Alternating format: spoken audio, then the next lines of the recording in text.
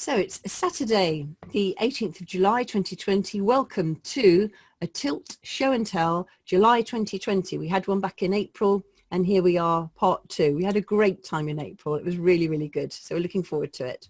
And there are some faces there you can see on the presentation of people enjoying it. So I've put 8 till 9:30. Probably it's going to be an hour, but we're allowing it to go over if we need to. So my name is Helen Myers. I'm chair of the London branch of the Association for Language Learning. We always thank HikerPhil and Linguascope who've given us loads of support in this series of webinars. But a really important person here is Joe Dale. And Joe, as ever, can I ask you to introduce yourself and tell us what you can offer us? I would love to, Helen. Thank you ever so much for that lovely introduction there, Helen. And yes, lovely to be here on a Saturday evening looking at the show and tell, and thank you ever so much to everyone who's volunteered to present something. So I'm obviously helping to host these as part of the Association for Language Learning, but as part of my day job I do paid webinars as well. So in the chat I put in some example sessions, 18 example sessions of things that I could support you with in your department or individually. I'm going to be doing some paid for webinars for individual people to sign up for in August, but I also have started some free webinars whereby a commercial company will do an hour and a half slot and people can come along and see what the tool is about and ask questions so they can get feedback and you get the opportunity of seeing either a new tool or a tool that you're familiar with that you want to learn some more advanced features about. So we have one on Wednesday next week, which is Exempore, which is EXEMPORE. I'll put the link in the chat in a moment, and that's completely free. We've got about 150 people signed up so far, so it'd be lovely to see more people there on Wednesday. And then there's other people who I've contacted who will also be presenting as well, which I will reveal at a later date once everything's been confirmed. But lots to look forward to. And thanks so much to Helen for this opportunity to talk about my availability as well. So if you are stuck with your planning in August in particular and you'd like some help or advice, feel free to sign up to a webinar. I know that it's going to be very tricky in September I know we're all supposed to be going back to face-to-face classes, but I'm sure there'll be the opportunity of remote learning or a blended approach as well. So I am here to help if you need any help. But tonight is completely free, as all the TiLT webinars are completely free and will carry on to be completely free as well. Thank you. Thanks. And I think it's lovely if you can support Joe and going along to those paid, not necessarily where we're, there are the ones where we can pay, but also the ones where people who've produced resources, that's really going to be helping Joe as well. And I'll put in a plug for ALL. You know what I'm going to say, ALL members. Could you use the chat now to show off the fact that you are a member of ALL and tell other people that it would be lovely if they joined us as well. It's a lovely community. As Joe has said, yes, this is all free, but it is down to people who are willing to share with others. And so there's quite a lot that, one can get for free, but it's quite nice to contribute and to pay back as well, I think. And certainly by paying your subscription to be an ALL member, you get things, but also you're giving something as well. You're giving something to community. So it'd be lovely if you could join, and 10% off if you use this code. It'd be quite nice if you use that code because it also shows them that people have been coming to our webinars and have joined because of them. So webinar 10, if you're not a member already, and that goes on till the 30th of September. So any recordings that we do are available on the ALL London site. Coming soon, do you want to talk about this, Joe? Yes, absolutely fantastic. Yeah, so on the 23rd of July, we have Stefan Kasper, who's going to be talking to us about his sort of university situation in the States and how he's been dealing with lockdown and catering to the needs of university age learners. So Stefan's background is he actually used to work for the BBC for a while. I met him at an event in Southampton University back in 2016. It was a sort of a mini conference on podcasting, educational podcasting, and we've been sort of friends ever since. And I think it was last year he went out to the States, and we've kept in contact, and he's going to be doing, as you can see, a webinar around teaching in the light of COVID-19 and Black Lives Matter. So that's going to be a really thought-provoking session, I think. So that'll be fantastic. And then we have Melissa Gould-Drakely on July the 25th. So that's the Saturday. That's why it's 10 o'clock in the morning, because to encourage people, as many people as possible, to come along. So she's from Australia. She's a very important person in Australia. She's the lead for languages in the whole of New South Wales. So we're really delighted that she's offered to do a webinar. She has said she's not allowed to record that session, but she will be giving us the presentation for free. So if you can't watch it in person, you won't be able to watch that one on my YouTube channel, because we're not allowed to record it, which I think is fair enough. And she's given us plenty of notice, and I've mentioned this a few times in different TiLT webinars, but I'd really encourage you to come along. And as you can see, she's going to be talking about remote teaching and assessment, a shift towards a blended learning model, which is absolutely perfect for our needs, I think, at the moment, going into August or September, depending on where you are in the UK. And then on the 28th of July, we have Sophia Mavridi, who's also a very important person, who is a university lecturer at Leicester de Montfort University. She's also the chair of the Learning Technology Special Interest Group for IATEFL. And she's on a master's in educational technologies, currently working for a doctorate, and she does keynotes literally all over the world. In fact, I think the week after, I think it is anyway, she's doing one in Australia remotely around the same sort of time as she's doing one for us. She did one in Mexico a few months ago. So she's a really important person. So again, we're delighted that she's presenting for us. And then we also, this isn't officially on the page yet, but I can say to you now that on the 30th of July, we have Heidi Trude, who was going to be talking with us whenever that was, April, I think it was, but she was too busy to do that. So we have been able to reschedule, which is amazing. And she's going to be talking about virtual reality. So similar to content to what Chris Hart did, if those people that came along to that one. But again, she's a very sort of a big name in educational technology and languages in the States. And also, again, this hasn't been officially announced yet, but on the 10th of August, we're going to have Catherine Usselin, who is basically the name for language and technology in the States. So again, I've been delighted that she has agreed to do a webinar. She was, again, too busy previously, but she's got a bit more time in August. So August the 10th. And I appreciate that there'll be some people who won't want to necessarily to do webinars in August, but Helen and I have had a few chats about this, and what we're thinking of is offering, say, like one a week from about, I think the 10th of August will be the first one, because believe it or not, I'm going to have a break at the start of August, but say like the 10th of August onwards, our plan is to do, say, one a week. So because we appreciate that people's work habits are changing. They'll want to have a bit of a break over August. But if there are people who want to have some support and help and enjoy, listening to international people, then there is that opportunity as well. And it'd be nice to see people as well, I think, to connect with people over the summer as well. So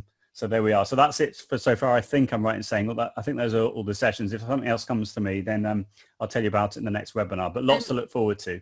I mean, really, on behalf of everyone, Joe, you've done brilliantly here. It has been absolute pleasure to meet these people, and having this extra bit of people coming from different countries and different continents has really added to it. And I would add to what Joe has said, that of course everybody can have a break and no one's expecting you to come, but people have different work patterns. And for some people, it really is a hobby. And we've had quite a lot of people just saying they've really enjoyed the company. So we're all different, but we're happy as long as, even if nobody comes, we'll be happy, won't we, Joe, just chatting about these things. So. We will, of course, yeah. I just one other thing as well. There's a very important person called Dr. Felix Cronenberg as well. He's a lovely, lovely chap. And I've known him for, I don't know, probably about 13 years or so, or what have you, online. I've met him face to face once in Boston in 2015, because I went to a conference called IALT, which is IALLT, which is essentially an association in the States around ICT and languages, and he is the president of IALT, and he's also in charge of a language center in the States, and he has agreed to do a webinar for us as well. So we haven't decided on the date for that yet, but that will be in August. So he's a very, very, very important person. He's also a lovely guy. So I'm just made up that basically everyone I've contacted has said yes, and it's just lovely to see everyone trying to support everyone else in this situation. So he's a very, very important person. So yeah, lots to look forward to.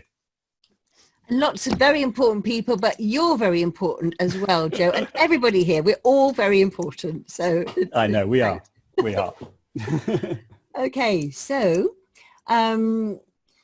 We always say this, whether you're, actually we haven't got it on YouTube, but please always be aware of our etiquette. In summary, we aim to be professional and kind, and we always are. This has been a lovely set of webinars. We've never had anybody ranting or having a platform or anything, which has been great.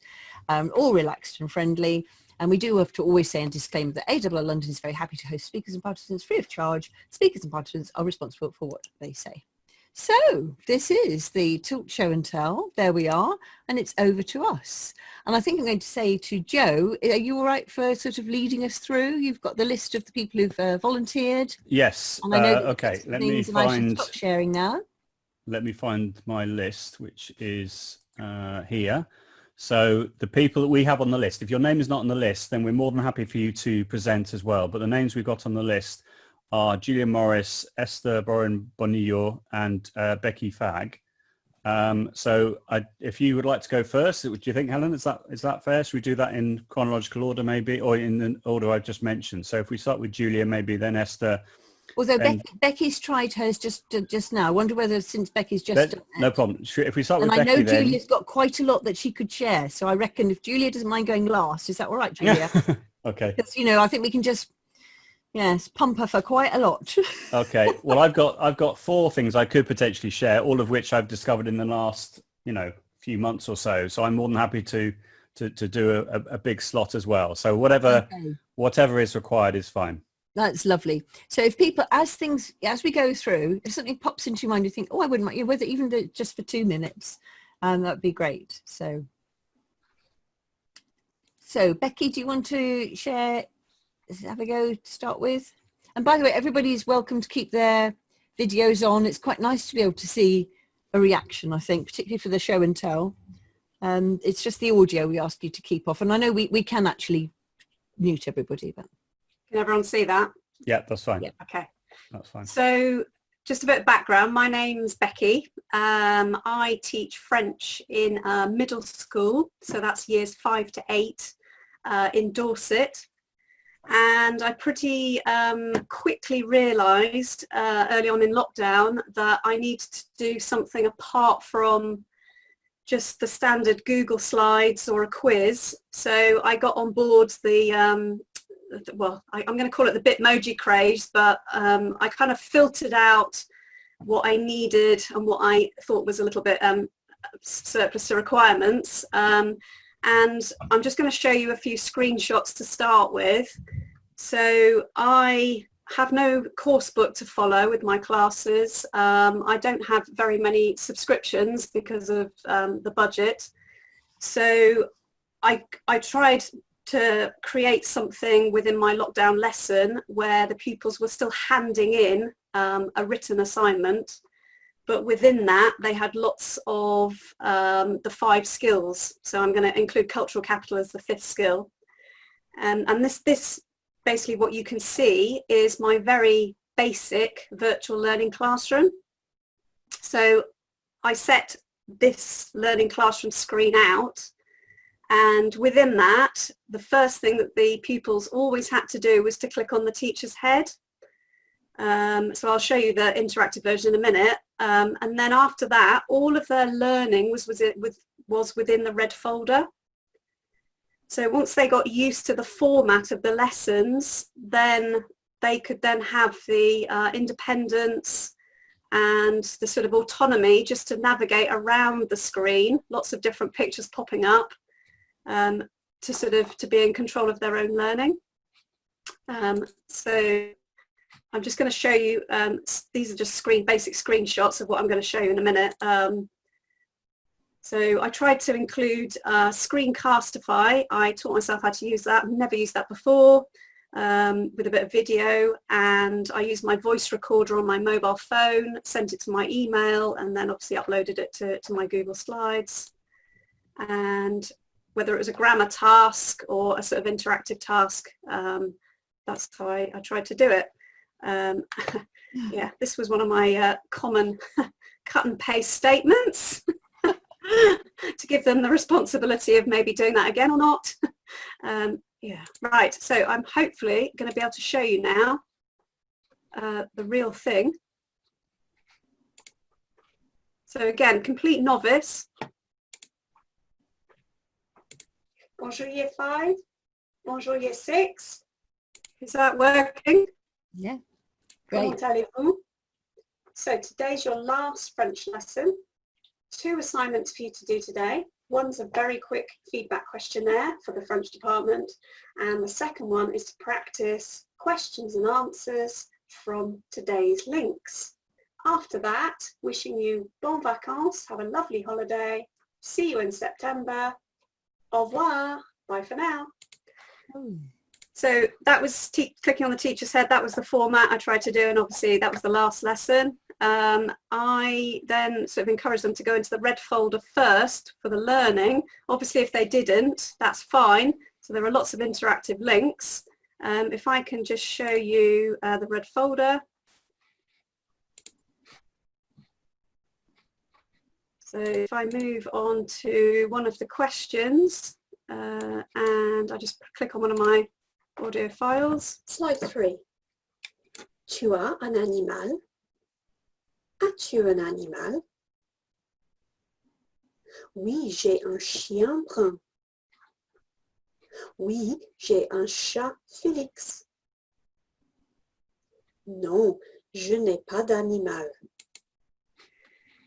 Now, my students being year 5 to year 8, obviously I don't have all the exam pressures, and the pupils could hand in some sound files. I had some examples of speaking actually sent to me. Another little fun thing that I used.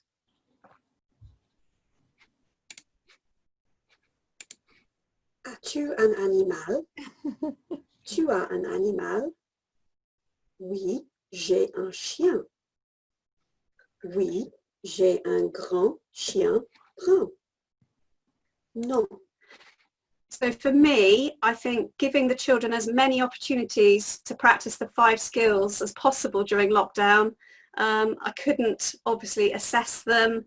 I just had to put the choices out there, give them a little bit of independence and autonomy, and hope they sort of jumped on board. This little Eiffel Tower was feedback for sort of misconceptions from a previous lesson. So these are some really good examples where children had to do a piece of work on plurals. This is a year 5 class. We'd learnt Catherine Cheetah style sentences, building them up. So they just had to do their own little school-based animal arc, as it were. Mm-hmm. So those are some really good examples. That's a year 6 one, which included some other pencil case nouns as well.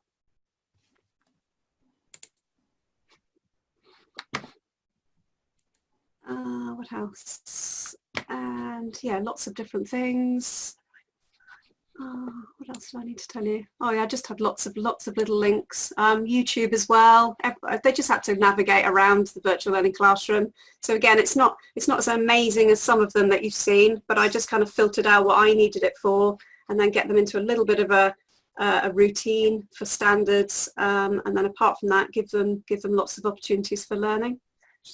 And then I just want to show you one last thing. One of the questions on my feedback questionnaire was, with a bit of imagery, learning French is like.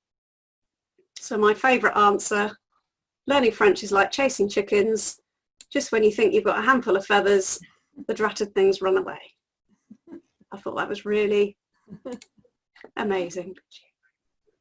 That was year 6. Mm.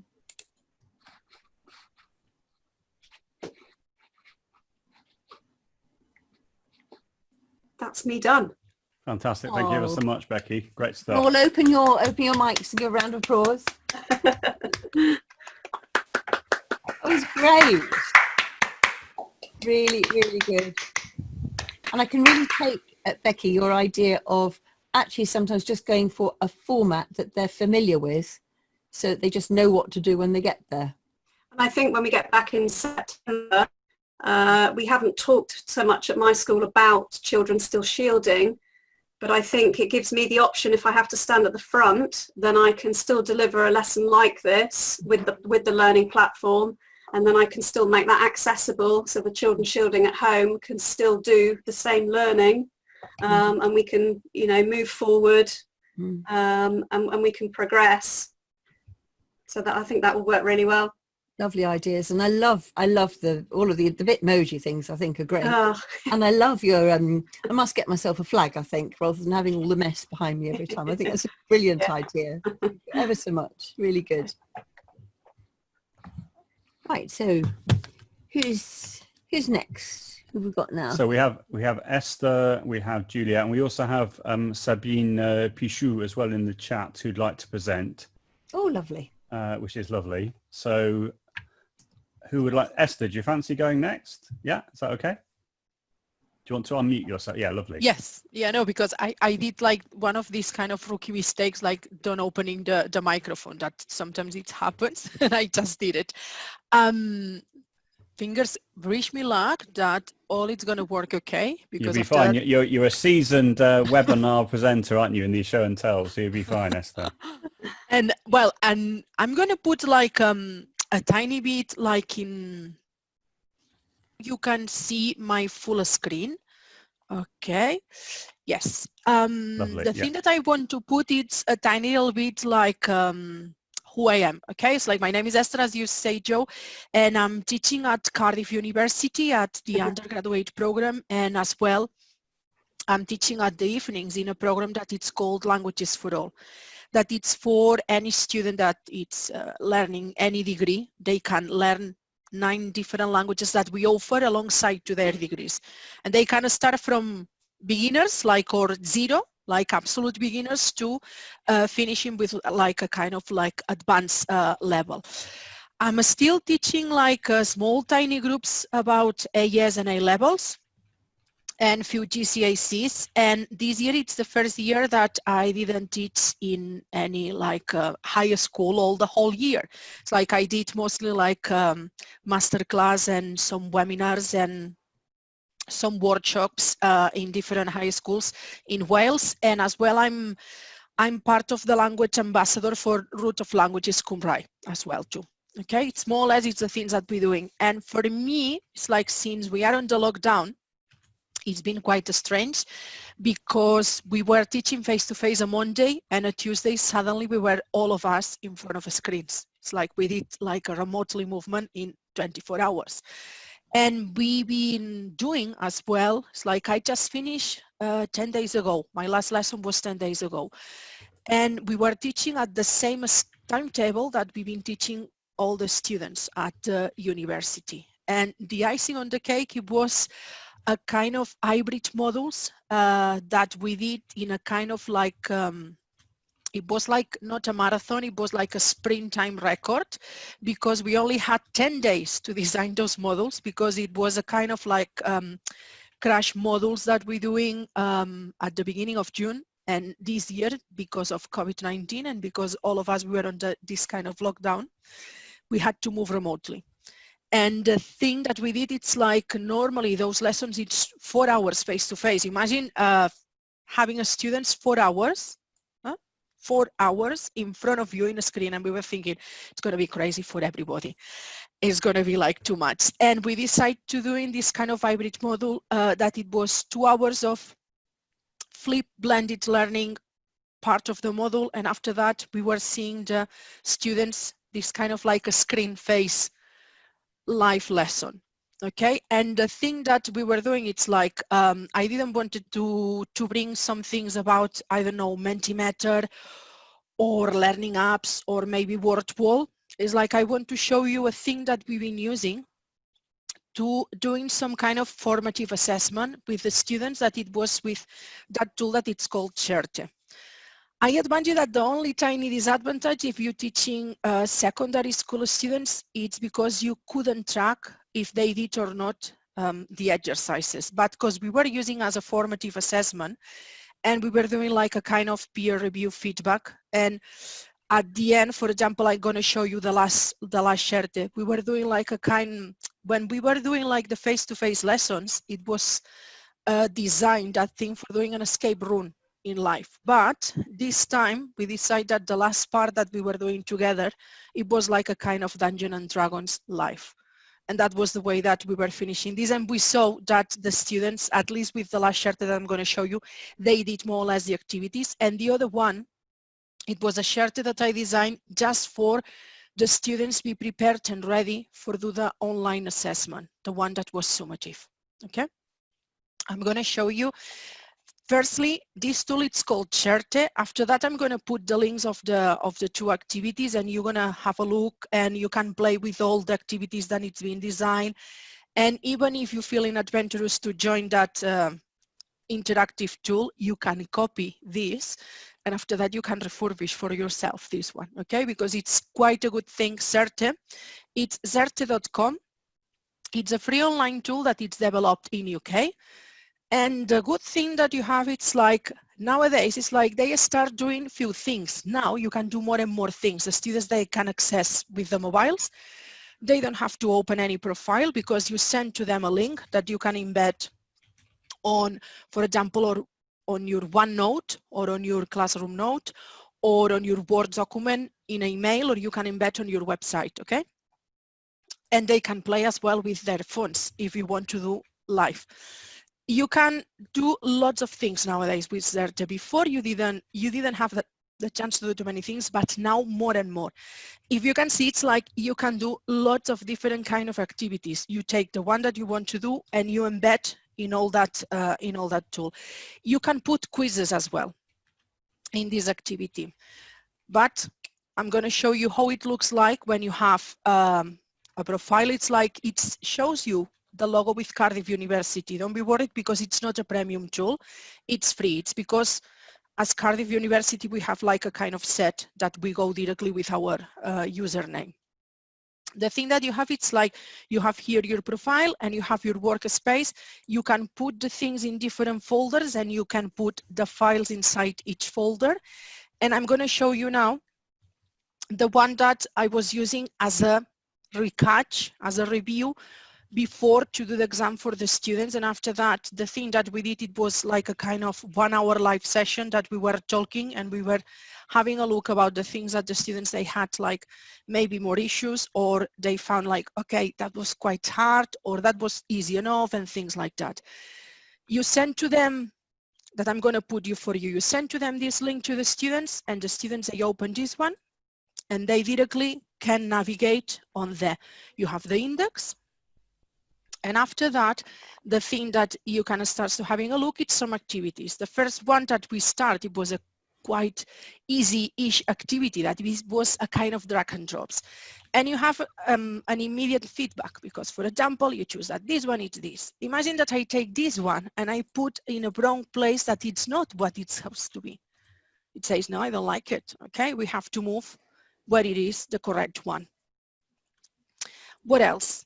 After that, the thing that we did with this one, we made a video for them that it's really easy. It's like it's a PowerPoint that we record, we save as an MP4, and they have here as a review the grammar input. You can do all the screens bigger.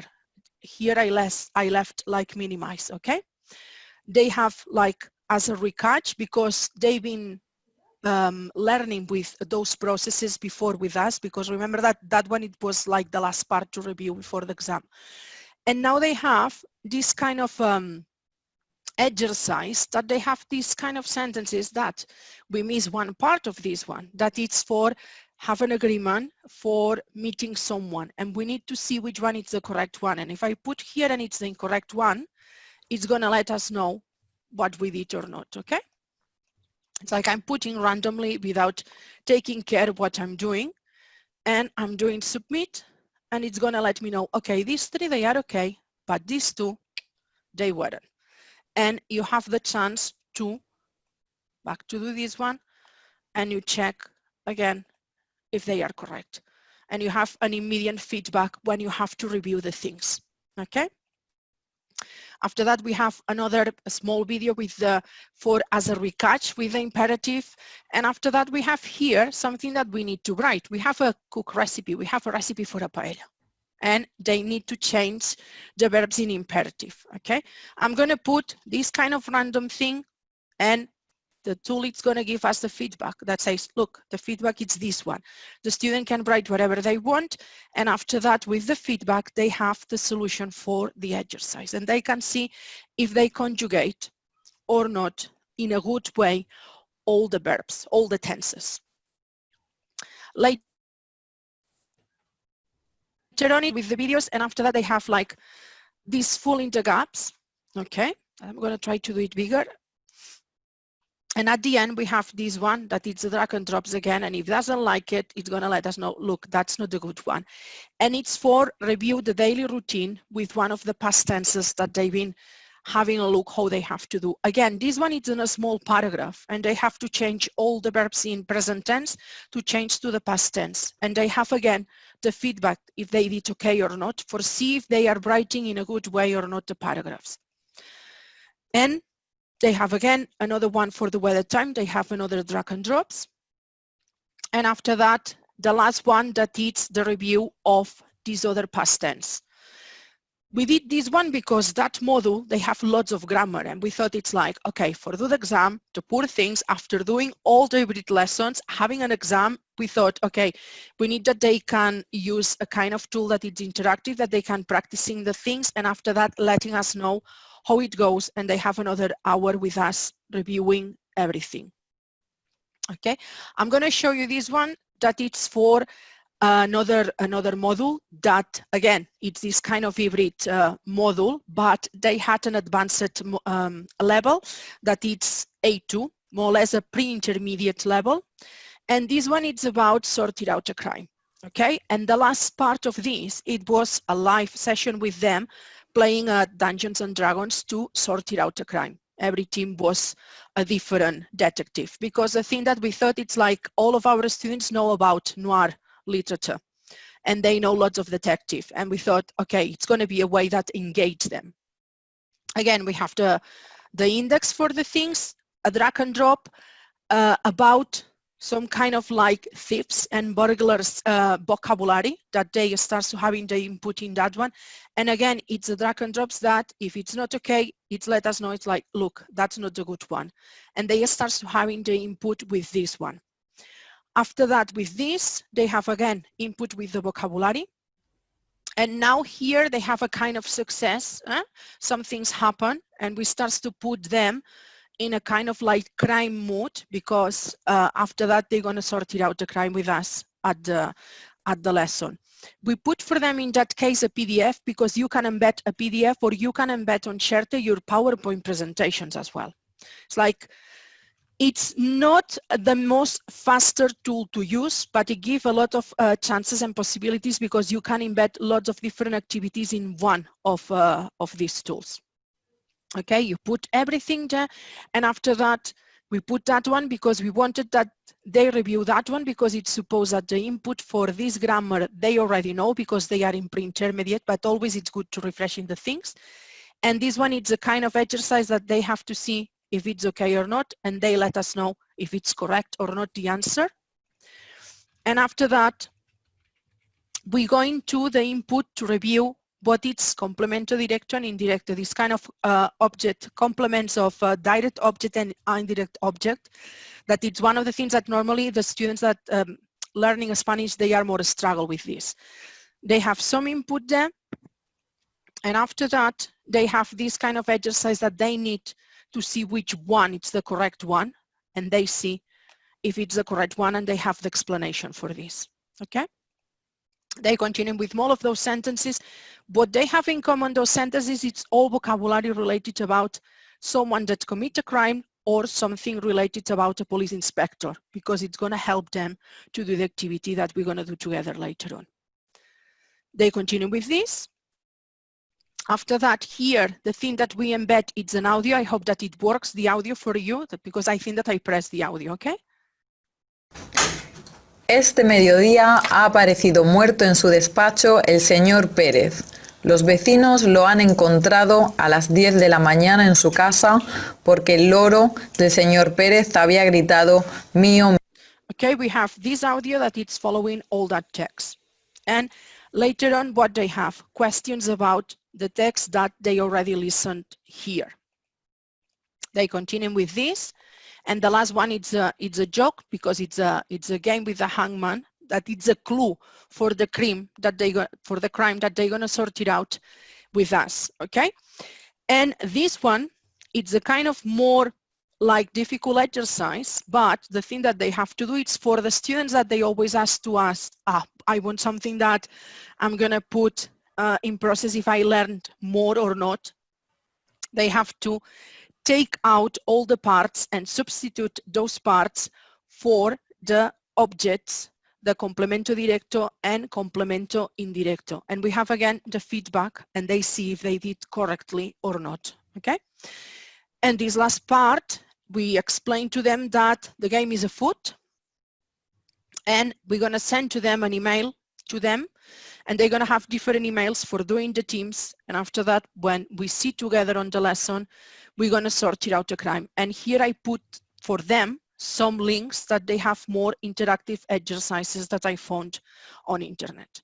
I wanted to show you these two tools because it was a way to show you that how we can try to continue to engage the students, and sometimes we thinking like if they are following or not, and that was a way that, okay, they can do alongside as a kind of not compulsory homework, but they can do step by step these activities, and after that, the last day of the lessons, we were joined together and we were playing to sort it out a crime with them in that case. Okay, for me, that's all. Fantastic stuff. We've got a couple of questions in the chat, if that's okay, Esther. So stop sharing, sorry. Lovely, Yep. That's lovely. Thank you so much. So one question was, presumably as this is content curation, you could do it in any language. It doesn't have to be Spanish, is that right? Yes, exactly. You can do in any language. The thing is, like I did in Spanish because Spanish is the language that I teach. Yeah. But with TiLT, you can use any language that you want. That's the good thing that has that app. Okay, that's fantastic. Another question which came to my mind was, what about hosting? So if you go onto the site and you create activities, is that hosted on Cardiff University website, or can you host it on your own domain? Because it reminded me a bit of Hot Potatoes, you know, from Canada. Yeah. It reminded me a bit of that. So that either you could have it, well, with the Hot Potatoes ones, you could have it so it ran offline. So you do like a cycle of exercises. Yeah. You need to be online for this to work? Or? No, not necessarily, because the thing that I'm doing, it's like when I save the work, I publishing and I leave this public. And at the moment that I give to the student the code, they can do online or offline. That's the thing that they can do. Okay. And as well, it's like they can search if they want to open a TiLT profile that they don't need it, because it's like with just the code that I sent to them that I'm going to put now here. It's like you can have a look. You don't have to have an account. But at the moment that you open an account on TiLT, because you have the code for this one, you can do a copy. And after that, you can play and try to change exercises on them, things like that. And the good thing on TiLT is that you can, because it's a huge education community, you can see lots of other activities from other teachers. Maybe you see something that made from history or geography and you think, I'm going to adapt for my language lesson. You can do it because it's public domain as well. Okay, that's because amazing. You publish and you share for the community. That's amazing. So for the students to access your exercises, do they need to have an email address or just the code? Or no, I put you now on the chat. Sorry, okay. This one. Okay. Bear with me because I have now tons of things open. Okay, yeah, I know exactly how that feels. And I didn't have yet. It's like I just look the screen that I want, but I need to buy it, and I'm dreaming to having the second screen, because sometimes I have like three things open, and suddenly it's like I can't see anything. It's you know, and now I'm thinking of, I wish that I have the second screen connect. And we know who's got a second screen. I know, yes. life will never be the same again. Yeah, absolutely. We know. Okay, yeah. That's the first TiLT that I show you. And I'm going to put the link for the second one. That it's the one about that I did the activity for them, that we were sorting out the crime. You click on that link, and it's open directly the activity. That's it. That's amazing. So with audio, if you wanted to upload audio, that's then hosted on the Cardiff University website. Is that right? Or do you have to host it somewhere else and then insert the link? No, it's like the audio. It's like, for example, that audio, the thing that we did for the students having a tiny bit more of difficulties, like a twist more. It's a colleague of mine that she record her own voice because we made the paragraph and things like that. She just record herself with a hand recorder. She sent, I think that it was with her phone actually. She sent me the track, and after that I embed on there. It's like you can use any kind of audio. After that, you can put as well, if you want, a link with a YouTube video, and you can do activities with a YouTube video. It's like you embed on there everything. Right, but with the audio, you upload it onto Cardiff University servers. Is that right? No, it's not necessarily Cardiff University site. It's on the shared web. The thing that you're doing, it's like when you put the audio, you open the activity and you say, okay, now I want like a paragraph with audio. After that, you put the paragraph and you insert the MP3, and it's host on that part that you did the activity. I see. And I think you covered this earlier, but I must have missed it. But am I right in saying that the teacher can't track the students, so they can't all the answers, etc. Doesn't go to like a teacher dashboard or anything like that? No, that's the only thing that I found it. I think that it's really good CERTE, because the thing is like it permits to you, it has the chance that you have lots of different activities, because you can do a quiz, you can do tons of things. But the only issue that it has, it's you don't know anything about if the student did or not the homework. That's why with the pre-intermediate level, we decide, okay, they're going to do the exercises on their own, but after that, we're going to play. And because they need to know who's the assassin of that case, we're going to see if they did or not the exercises. That's great. Thank you so much for sharing that, because I know I've seen you talk about this before, but you went into a lot more detail. So that's been really, really useful. Thank you so much. And I think for a lot of us, I hadn't heard of that before. And certainly I think, from a teacher's point of view, and I'm pretty sure, I know that Julia's going to talk about this later on, this idea of having something where you've got a sequence of activities where you're directing them through that sequence, which sometimes you want what I love what Becky showed, where they had an element of choice as to where they go. But sometimes if it's a particular thing you're wanting to teach, you're directing them. And that's what that did, didn't it? It took you through the pages. Yeah, with this one, we thought it's like, I was thinking it's like, I need that day review all the module for the first one. And I was thinking I want that day following like the instructions, because it was quite guided-ish. And with the second one, because I wanted that at first they improve about, or they learn some kind of vocabulary related about police, detective, and some kind of crimes. After that, it's like I was giving to them some guidance, and during all the hybrid module, I put more input to them to learning about this, because we did like a kind of activity that it was talking about Wallander, one about it was one about Sherlock Holmes, one about Montalbano, and we did. I decided to do it in this way because I was thinking, because all of them, they watch any of those kind of dramas, they're going to learn things. And I'm sure that they know things, because even if I say to you in Spanish, for example, elemental, mi querido Watson, if you never learn Spanish, you know what I'm saying, because everybody knows Sherlock Holmes. And it was an excuse to doing this, because I was thinking, gosh, I need to design this, that it's going to be an hybrid session. It's 20 hours, 10 that they're doing on their own, and 10 that we see face-to-face, but it's not face-to-face, it's on a screen. It was like, gosh. And I thought that the excuse, we were going to this kind of thing, and the last thing that we were doing the last day was sorting out a crime, and we were putting like all of us in like together. That's great. That's really great. good. Thank you so much for sharing that. That's wonderful. Thank you You're so so much, welcome. Esther. Thank Brilliant. you. Okay, so next up we have Sabine, if that's going, Sabine Pichou. Helen has kindly made you co-host, I think. So hiya, Sabine. So do you want hello, to everybody. Yeah, that's brilliant. If you could share your screen, if that's okay. Yeah, I'm going to share my screen. No, host disabled participant screen. Oh, okay. Sorry. I must have chosen that someone else has been made into the Sabine. No problem. Right, so there we are. Make co-host.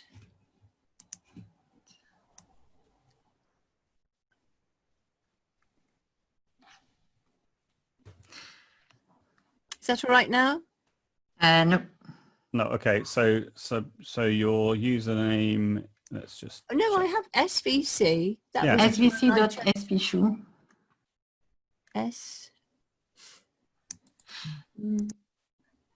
You are co-host All right. already. I can't, SVCR Jones. No, No, svc.spshu. Oh, right. Okay. Sorry. Why have we got two SVCs? What does Well, that it's my colleague who also helped designing those resources. Okay, so that's where I just got the SVCs. And meanwhile, someone called Sabine is also a co-host by mistake. Okay, so now I can share. Right. So I've decided tonight to share some resources that we've made on exam skills. So at the beginning of the lockdown period, I couldn't quite visualize how I would assess my students, how I would also get them to do listening activities, and how I would get them to speak. And I couldn't quite see how this would work remotely. And then as the lockdown period evolved, as we've discovered that there was loads of many ways to get students to speak, get students to listen, and enhance those skills. So we decided after the whole lockdown period of not having any like summative assessment, we did have students handing in work every single week, writing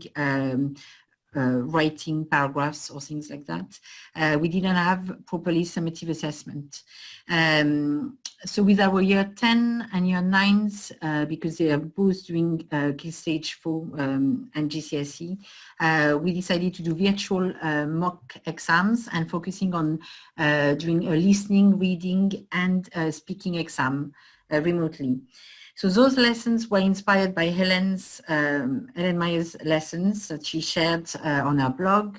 And at first I thought, great, I will take Helen's lesson and will share with my students. But in the end, we decided to do them for our students, use our Bitmojis so that we could personalize our lessons and our students were recognizing our teaching style. So we kind of followed Ellen's lesson and explain first the listening and the reading that I will share in a minute. We're focusing on the exam skills, how it's assessed, the timings, the sections, and trying to go through all the exams and what students should be expecting from the exams, having never seen a listening or reading paper at that point. And normally we would spend time in lessons to discuss with students and share examples of questions, and that would be drip-fed throughout the term. So we had to think really carefully on how can we make those lessons engaging on exam skill, which is not really, exciting maybe for students. How can we make sure they can, it's accessible and useful. And then what we did, once we went through exam style questions and how to, how to handle the papers and the timings, and we decided. Sabine, could you maybe go to the slide that you want to talk about and then go full screen because it's too small for us to see? Is that okay? Right. Yeah. But it's nice to see. It is nice to see the overview. I think that's the idea, isn't it? You're showing us. Yeah. So I'm going to show you the overview, and then I will focus. I'm sorry. Just a couple of people have said in the chat it's too small to see. That's fine. No problem. But I'm happy to share the resources later. So they are PowerPoints. They were narrated, and we put them on YouTube. So we share them with our students those PowerPoint lessons, but we also shared the video lessons. Things that. So then I'm going to share this slide. So then we decided to embed some listening activities after having talked students through how to exam skills and strategies on how to tackle the listening paper. And we decided to really break it down to things that students need to do to enhance their listening skills. So for example, the negatives, and we embedded our own recorded, have I shared my sound? Well, we can imagine it's there. We know it's there. It's there.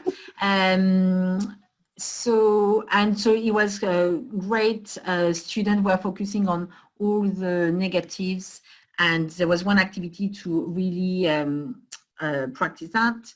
Then we focused and we embedded an activity where they had to focus on tenses, and we deliberately removed all the time phrases so that students were focusing on verbs endings and had to decide whether they were in past, present or future.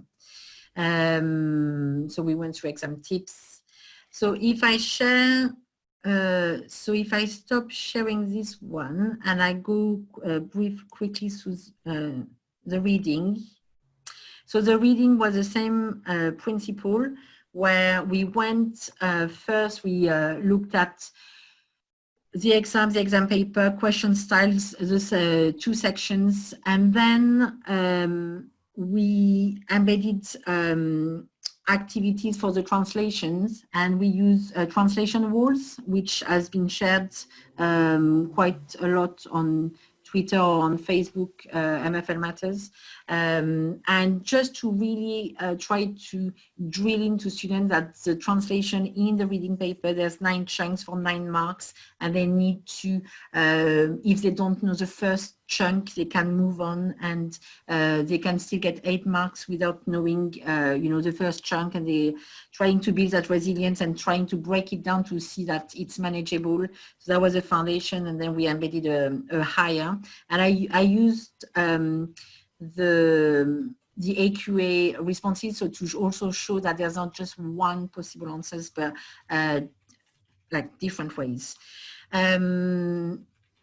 And we did, and then we focused, which is maybe not that relevant with the latest announcement for speaking exam, but we did that with our year 10 and year 9s. So we decided we wanted them to speak. We wanted to do a speaking assessment, and we thought the conversations, they've got their paragraphs, they could record themselves, but there's no real point. We've marked their paragraphs. We couldn't really do role play, or we couldn't see how we would do a role play remotely.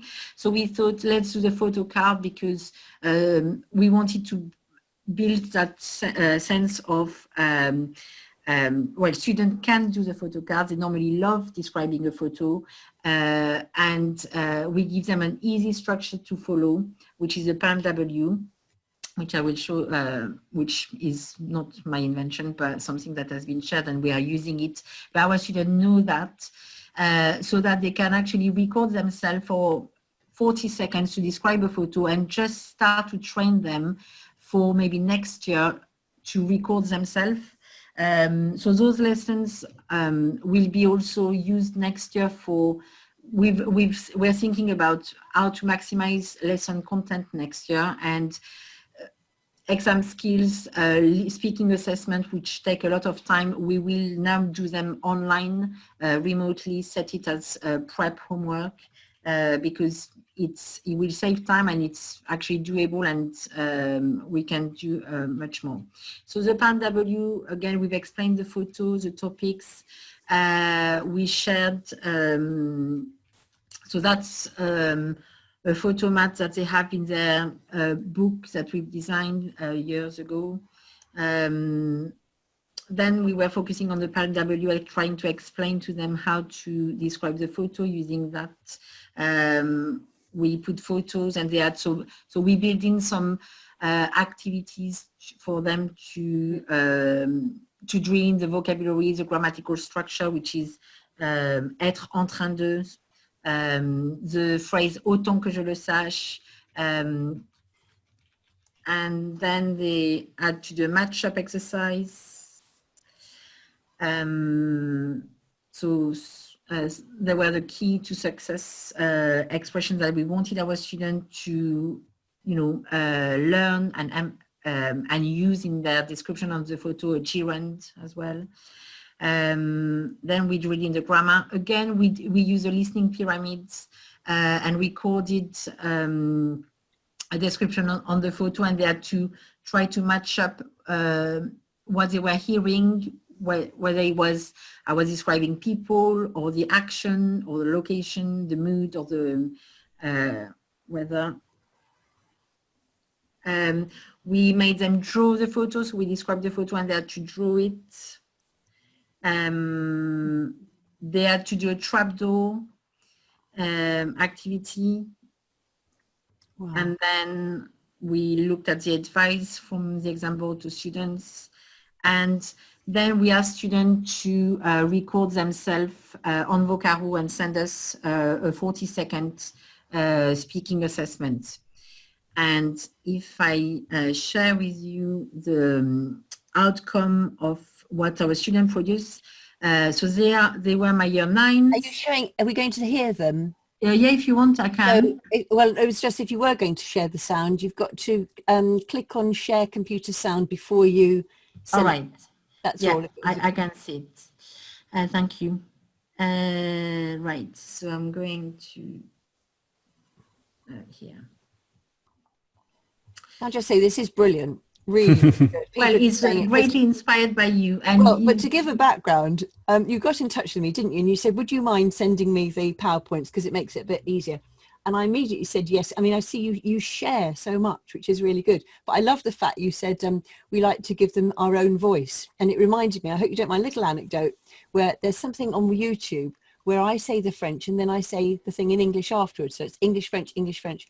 And a friend up in Scarborough said that her students really liked imitating my southern accent. So they also, as well as doing the French, they would imitate my accents.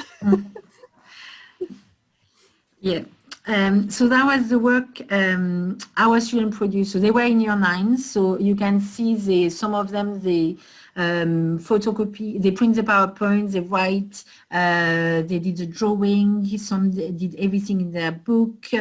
And I just want to share you, so that's one of my year 9. Oh, can I? So that's really one good. year 9. Dans la photo, on remarque qu'il y a 4 personnes qui sont probablement une famille. Je dirais qu'ils sont en train de manger le dîner en bavardant.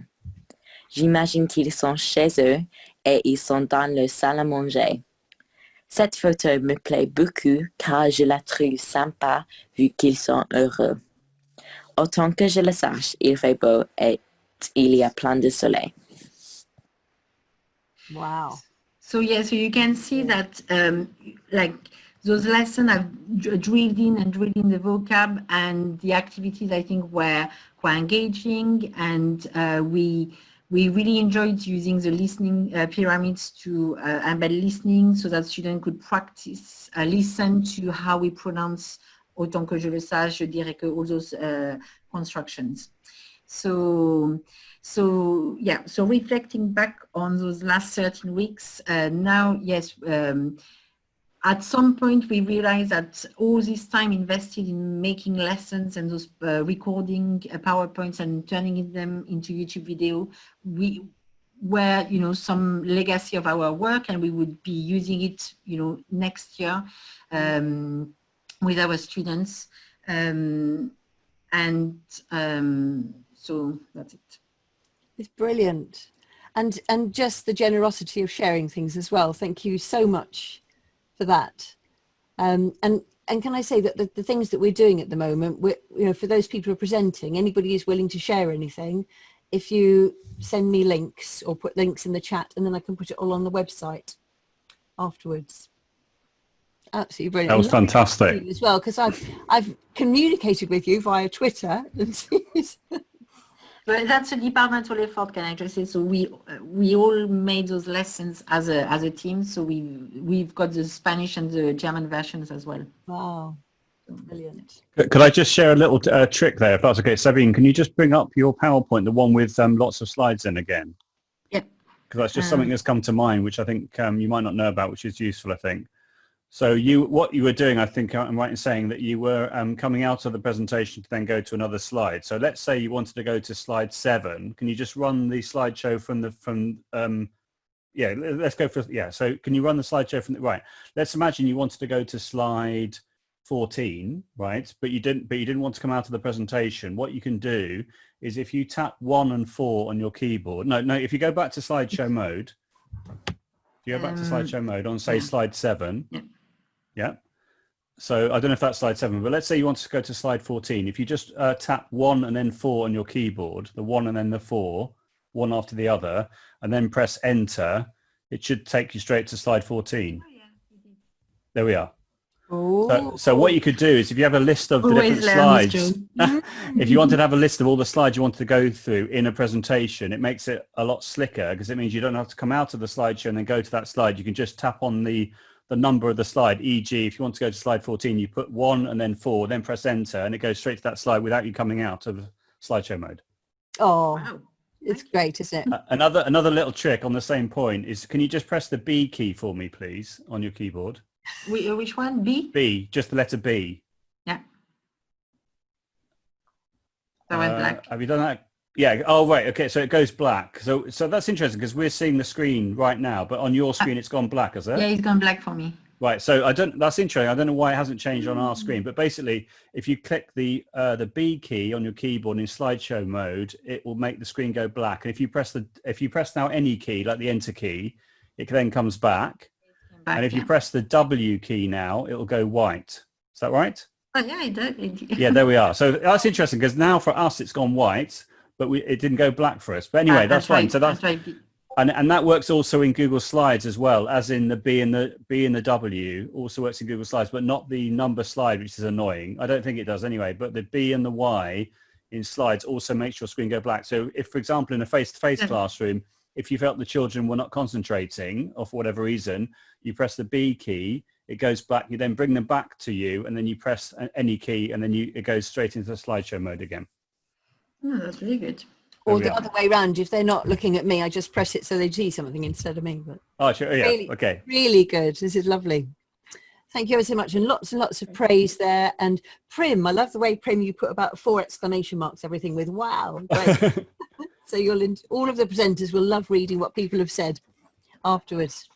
Lovely. So now we've got Julia, I think. Yeah. Julia, are you ready to Julia, share? co-host. Let's just check. I think I did.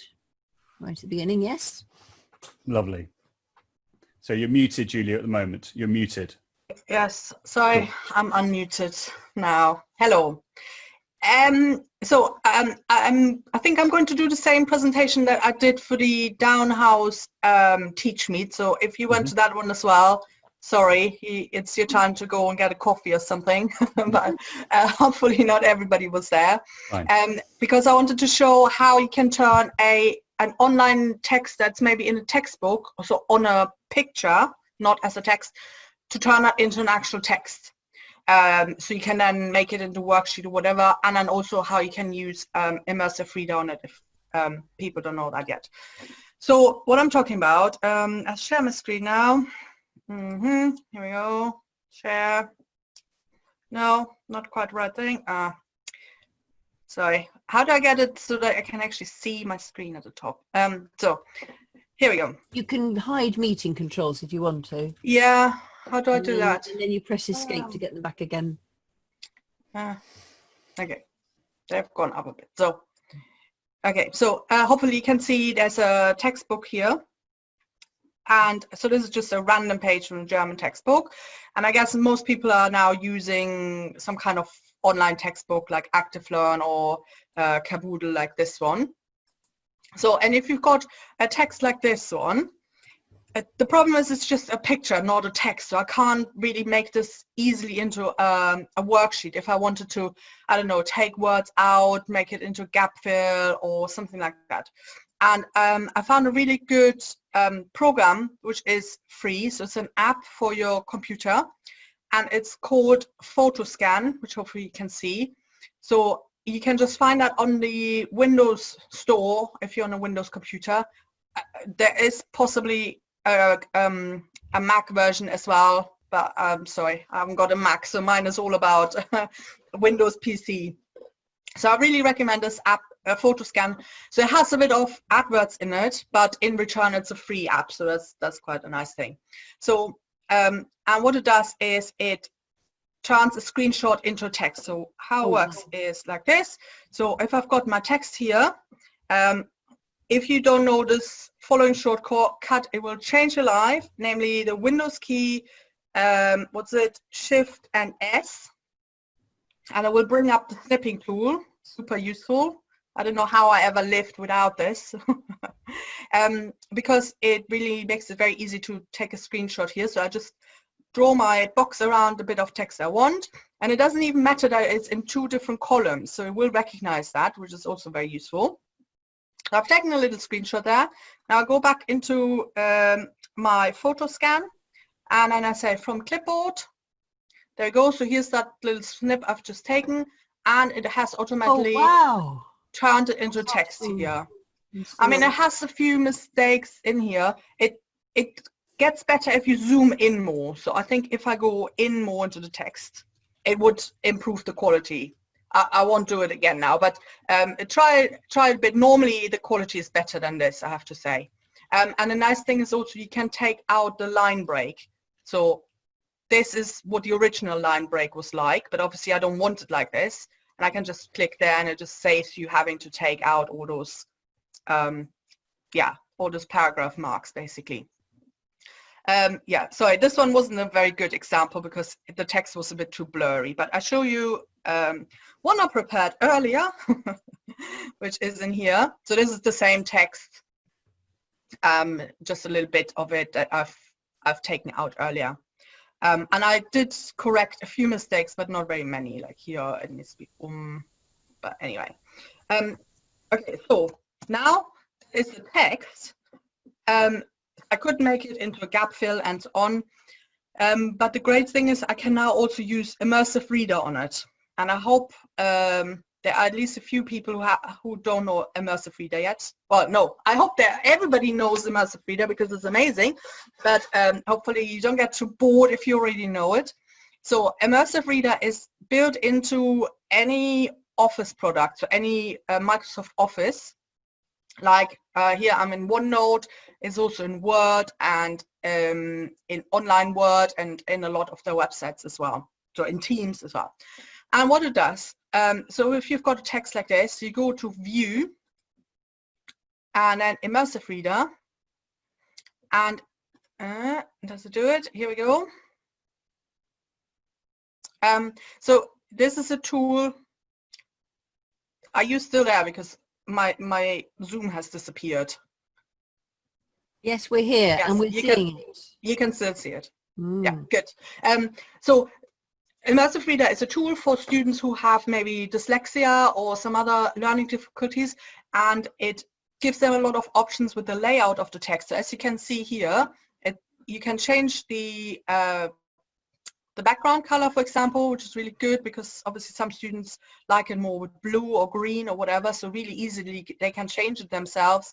They can change the text size, the type of font.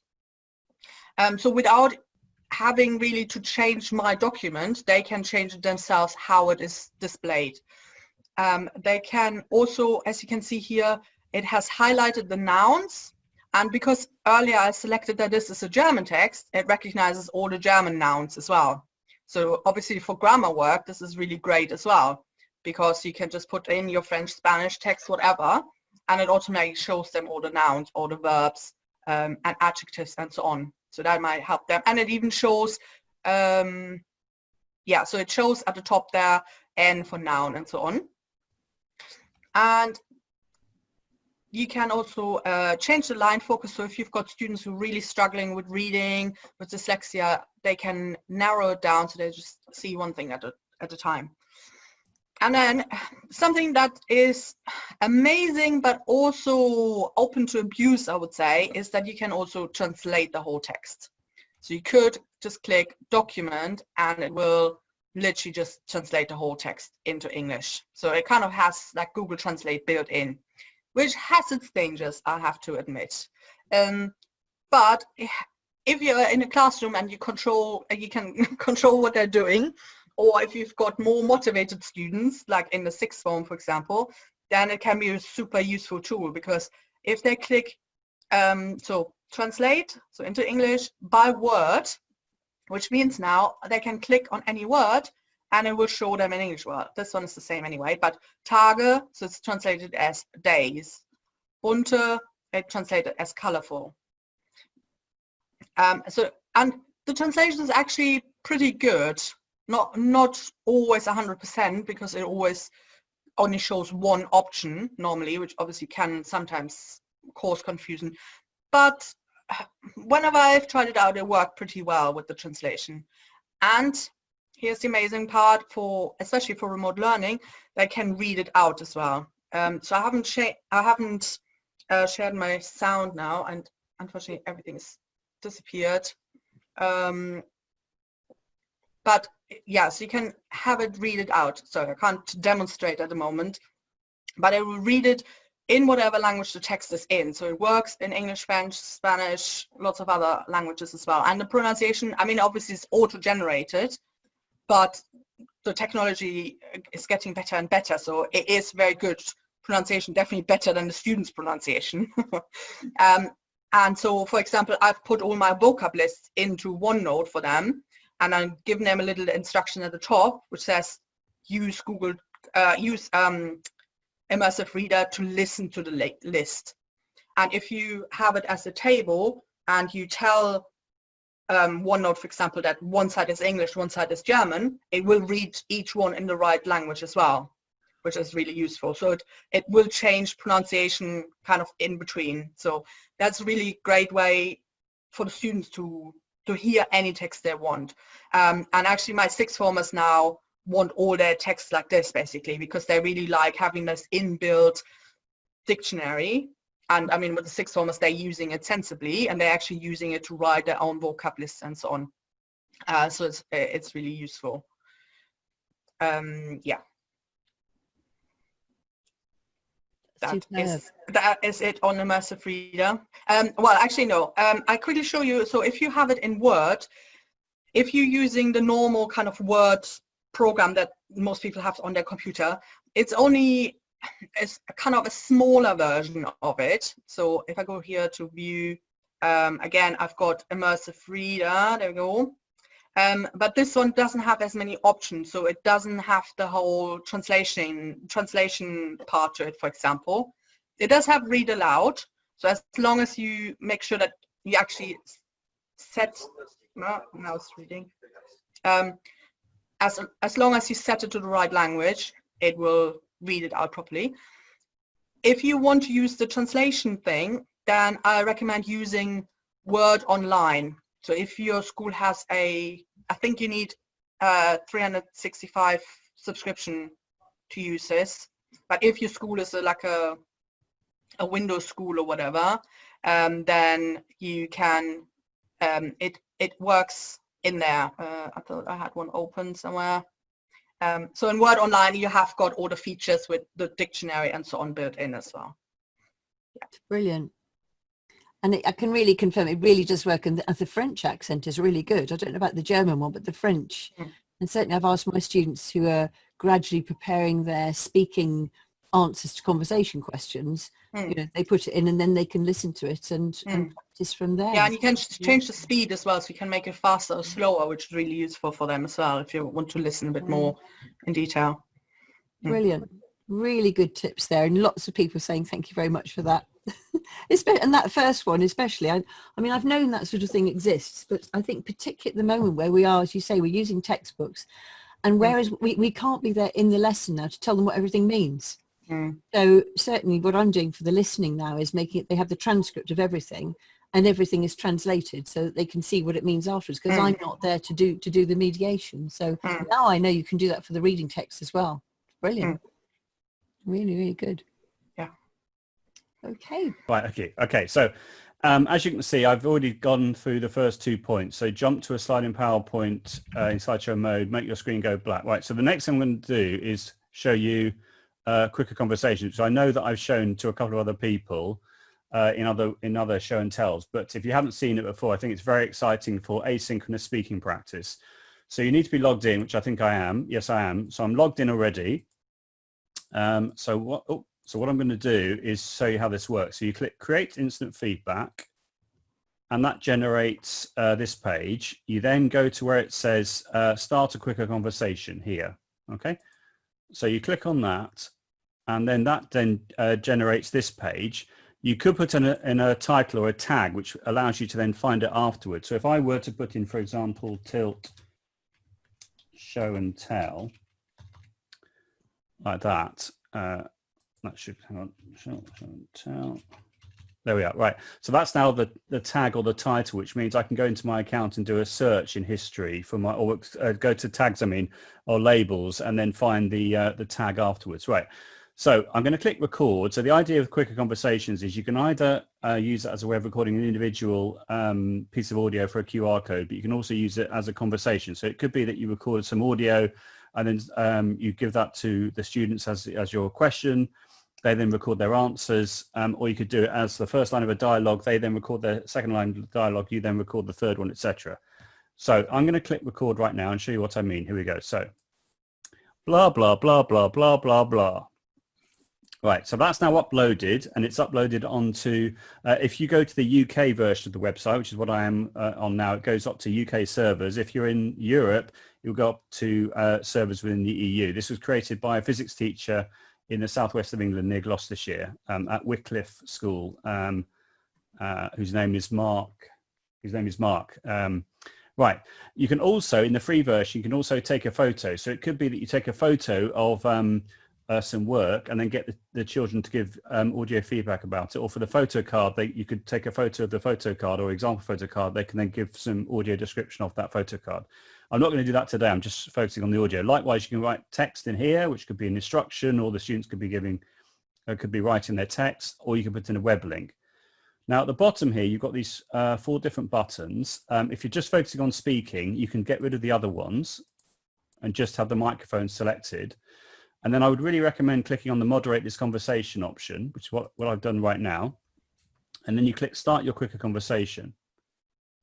So that will now launch a new page in a second, which it's thinking about right now. There we are. And there it is. So here I've got my audio. If I press play, you should be able to hear this. Let's see. Blah, blah, blah, blah, blah, blah, blah. So hopefully you can hear that. Now I need to share this in the chat, which I'm going to do right now. Like that, and then I'm going to click on the Chrome extension called the QR code extension. In fact, let me just remind myself exactly what it's called. It's called the QR code extension. So there's a Chrome extension which I've got installed called the QR code extension.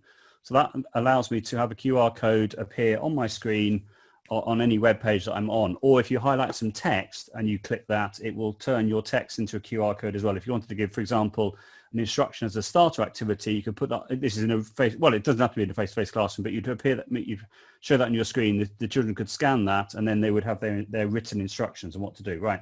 So on my iPad, which I suppose is my third screen in a way, I'm going to tap on the camera icon, which, as we all know, will allow me to scan a QR code. So I'm going to scan this QR code right now, which is what I've just done. I then tap on the notification which comes up, and on my screen, that didn't work right. Hang on, let me just, oh, hang on. Let me just, that was interesting. That didn't, let me just do that again. Okay, so it's not, let me just do that again. It came up with a different, what I wasn't, oh, hang on. And the floating toolbar is in the wrong place now. Let's do that again. Right, so now I tap on that. There we are, right, perfect. So on my screen, I don't know if you can see, oh, how well you can see that. Hang on. But basically, I've got the interface there, which allows me to record straight to this page. So I'm going to tap the microphone button right now, so I can listen to the audio that's been posted there so far, and I can record my response. So I tap on the blue circle with the white microphone in, and I record my response. Here we go. Blah, blah, blah, blah, blah. This is part 2 of the conversation. It could be me giving audio feedback to the students' presentation that they've done as well. Tap stop. Okay, and now on the screen, what should happen in a moment, right, can you see on the screen, on my screen, that you're looking at right now, it should say approve and delete. Can you all see that? I can't. Okay, can you not see? I can only see quicker in the middle bit. Can other people see it? You can see it, yeah, okay, brilliant, okay. So that means now, as the teacher, I can listen back to this. Is that all right, Helen? Yes. Are you on your 14th screen at the moment, or how are you doing? Right, okay, so if I click on play, this is my second, this is the response I've just recorded on my iPad. Here we go. They've done as well. Hello, Liz. You are fantastic. Oh, I'm sorry. That was that wasn't me. That was someone else. Okay. So anyway, that's okay. So this must be me. Sorry. Hang on. Blah, blah, blah, blah. Right. So yeah, that confused me a bit. That's fine. Right. So my audio is the second audio here, but the third audio is someone from the audience, which is absolutely amazing. So I can have a listen to that, and I can describe whether it's wholly inappropriate or whether it's okay. If I feel it's okay, I then click approve. And likewise with the other ones, I'm just going to approve everyone. So in other words, you could either send this link to an individual student and then have a back and forth conversation with them in the target language, or you could send the link to everybody and then they can all give feedback based on, say, photocard or whatever it might be. Does that make sense? Is that all right? Right. And then because I have moderation turned on, that's why it says approve and delete. And then finally, once you've received all the audio, you can click on the lock at the bottom there, and it says lock conversation. So if I click lock conversation right now, it means no one else can then send me audio, and that's how it works. So it's a really, really nice way of being able to receive audio asynchronously. And then as the teacher, if you wanted to keep that permanently, because it's on their servers for 3 months for free, if you pay £1.50 a month, then it's on there for, I think, unlimited amount of time. But what you can do is you can right click any of the players and click save audio as, and that allows you to download the audio. So that's how that works. Okay, so that's quicker conversations. The next thing I wanted to talk about is on this page. No, not on that page. Hang on. Here we are. Right. Right. Yeah. Right. Close it. Right. So if I take a text in the target language on Le Monde, it doesn't have to be Le Monde. It can be any text at all. Let me just Let me just highlight some text right now. So I've just highlighted that text, and I'm going to put this into this blank Google Doc. Like that, and there it is. If you didn't know, I know we covered this in previous TiLT webinars, but if you put in docs.new like that into your browser, it automatically creates a Google Doc there and then. Likewise with slides.new or form.new, it does the same thing. So this is a new add-on which I've discovered recently, which was developed by a physics teacher in London. If I highlight a word, let's say the word impressionnant, and I decide to tap on the highlight color and I choose, let's say, yellow. And then what I can do is, having highlighted that text, I can double click on the paint format option like that. I can then go through and I can just double click any of the words I want to remove like this. Okay. Having done that, I can then click back on the paint format option, and I can now click on add-ons here. And you can see I've got 1 or 2 add-ons, but if I click on the close it one, close it, which is CLOZEIT, and click start, this will now come on the screen. I can then click continue. Okay, okay, I need to log in. That's all fine. I should have done, I'm not exactly sure why that's come up because I've already given it permission, but never mind. Right, okay, can you see on the right-hand side, it says create worksheet with word bank or create worksheet with hints and word bank. If you click on the second one, all the words that you've highlighted in yellow, can be any color, doesn't matter. You get the first letter, but I'm going to click on just on this one. So I click that, and what happens is, hopefully in a moment, there we are. Can you see? Oh, that's interesting. That's not, okay, that's not worked exactly how I was expecting it to work. Let me just try that one more time. Let's do that again. So let's go back to here, right click, copy, go back to Google Doc, paste it in, right? If I then click on that, click select, go for yellow, and then double click there and just do a couple of these. Right, if I now click here and click create worksheet with word bank, let's see if that, okay. It's not working the way it should do. It's working absolutely fine. That's really interesting. A couple of days ago. So let me explain what should have happened. What should have happened is you highlight the text, you select the different words that you want to remove. It then automatically makes the word bank phrase appear, and then underneath all the words you've taken out appear automatically underneath. But it's not working right now. I don't know why that is. It was working when I installed this before. Never mind. So that's that one. Record to slides. If I go to here, if I'm in Google Slides, and I've shared the Chrome extension with you already, which is called Record to Slides. And I also want to show you another add-on. If I click on add-ons, click add-ons here, can you see I've got an add-on called icons for slides and docs? Yeah. So this is using what's called flat icon. So it's flat icon is a free directory of images. So if I put in, let's say I want to talk about pizza.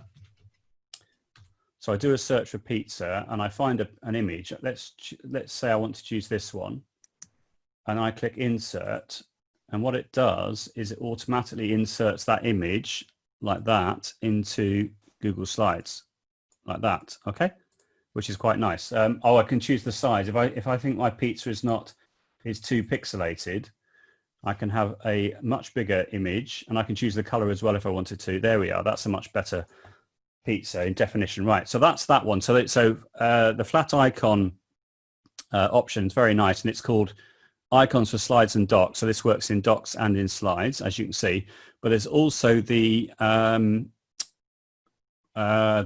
icon here, which I've got installed, which is record to slides. Okay, which is another Chrome extension. So if I click on this one and I click the icon there, click to the left of the, oh yeah, so click to the, because I have this installed. If I click to the, can you see here the icon there, which has got the record button on my screen? Can you all see?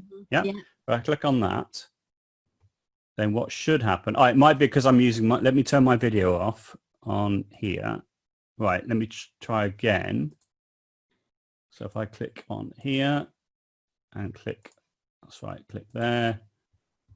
Right, there we are. I can now see myself because I've closed the video on Zoom, and then I click the record button, the green one here. It says could not start video. So this might be because I'm in Zoom, but essentially what you do, let's just see if it works. Here we go. So yeah, I think it's not going to work because we're in Zoom. But essentially what happens is you click OK. It then creates the video, which it saves in Drive. Okay, it's asking me to sign in again. Click allow. Right, let's try it one more time. Right. Oh, hang on. Blah, blah, blah, blah, blah. No, that's not working. But yeah. Again, I think that's because I'm in Zoom, but you record yourself. Oh, it has worked. Okay. You record yourself. If I now go into present mode, and okay, it's still rendering the video, but that's, sorry, too many tabs open. Right. Let's go back to here. Sorry about this. Right. Let's go. There we are. Right. Yeah, so that's how that works. So record to slides allows you to record a video straight into a Google Slides presentation. It didn't work within Zoom, but try it yourself. You got the link there. And then you've got the last one. Yeah, the last one, because I mentioned the other two in the chat. Tag in Chrome. Again, this is a very new one. So tag in Chrome. Let's say if I create a new doc like this, go to new page. Docs.new. Okay, and then I write the cat is on the, now instead of mat, I'm going to write met. No, not met actually. Let's write a word which doesn't exist. And what should happen, well, let's write, yeah, there we are. Can you see that the word which is incorrectly spelt is underlined in red? So if you wanted to change the language of Google Docs into, say, French or Spanish, which you can do via settings, which I can show you in a second, then the following will work. So now I've got what's called Grammarly installed. So you have to ignore Grammarly, otherwise it won't work, what I'm showing you. And what you do, oh, that's interesting. It's typical, isn't it? All the things I'm trying to show tonight, they're not working. Right, what should happen, for some reason, okay, let me just explain what should have happened. What should have happened is, like, when I right click it, you get the Google Docs, it says what it should have been. So what you do is you click on that, and it automatically, if I show you here, this is called tag for Chrome. You click on this, and then the word that you've done, that you've corrected, appears here. So in other words, the idea is you can make your own spelling lists of things that you misspelled. You can add it automatically to this, and if you click on the Google Sheets option, I think it's because I've not been able to allow it for some reason, because I was having to allow the other ones. I don't know why that is, but once you allow it, then this will not have a red circle with a line through it, it will allow you to create a Google Sheet automatically, and any word that you identify as being misspelt that you then get Google Docs to correct the spelling, it will appear in that list and it will appear in your Google Sheet. So in other words, you could use this as a way of collecting misspellings independently, as a way of reminding you of the things that you're misspelling. And to change the language, if you didn't know how to do this, you just click on the 3 dots here, you go to settings, you go to advanced languages, you then choose the language here, and then you add a language, and then you click on the 3 dots here, for example, and you choose display Google Chrome in this language, and then that will then allow you to change the document, say Google Doc into French. It will then understand the spell checking in that language. I think that's right how you do it anyway. That's what I've done in the past. So there we are. Apologies, a couple of those things didn't work, but if you try them on your own, they should work, but not within Zoom seemingly. Or if I try again in a moment, it'll probably all be fine. But there you are, the beauty of doing things live. And as I said, face, Joe, we can't see you. Oh, I'm sorry. Yeah, you're right. I will start my video again. There you can see. And then the final thing, when Helen was showing her in OneNote, she was showing the videos, wasn't it, in YouTube? And at the end, it had the suggested videos that came up. And if you want to get rid of that, what you can do... Yes, I do. Definitely. Yeah, so there's 2 ways of doing that that I found. Can you see here? We're on the website called View Pure. Yeah. So what you do is, can you see here, it's got the Purify button. Mm-hmm. So what you do is you drag and drop it onto the toolbar, which is what I've done already. And then likewise, if you go to Safe YouTube, which is this one, and you click Bookmarklet and you drag and drop it again onto here, what that means is if I go to YouTube right now, and I go to my channel, and go to here, your channel, there we are. There we are. And let's say Carmen Scoggins' video that she did last time.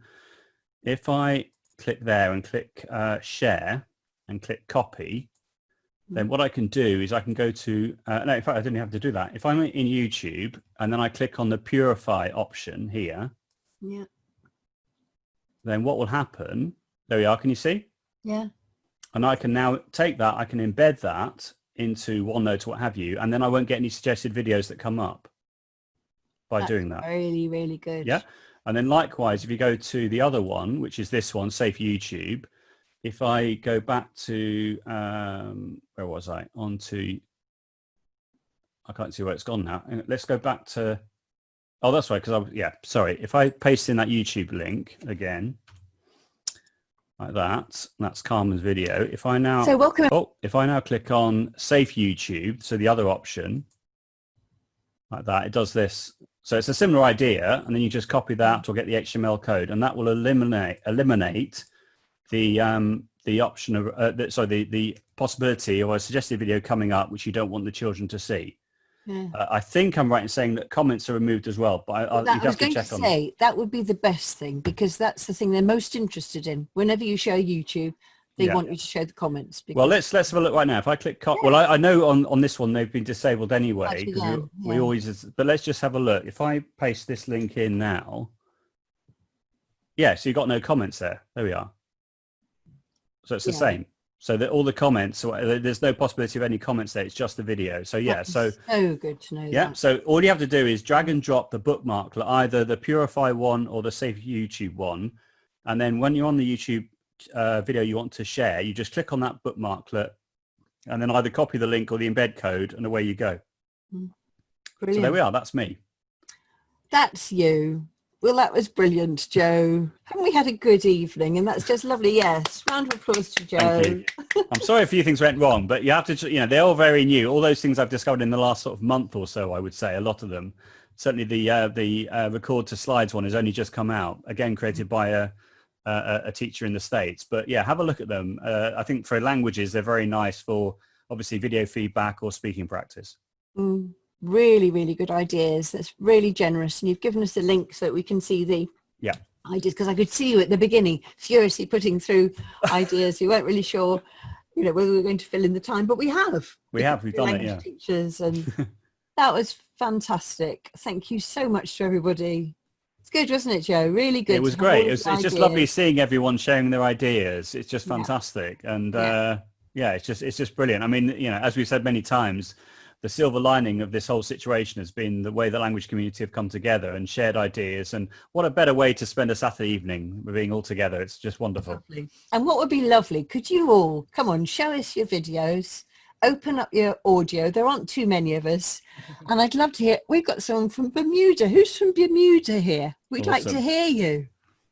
Where are you? Joanna. Joanna, is it? Saying from Bermuda. Yep, Oh. sorry to unmute myself. Oh. Awesome. Yes. Hi, I'm not sure if you can see me, but Yeah, yep. we can. We can. Yep, and I just happened to find out about this earlier today and thought, why not join in and see what others are doing in the UK and just get some new and fresh ideas. I don't know what's going to happen in September for me, but we have been doing remote learning.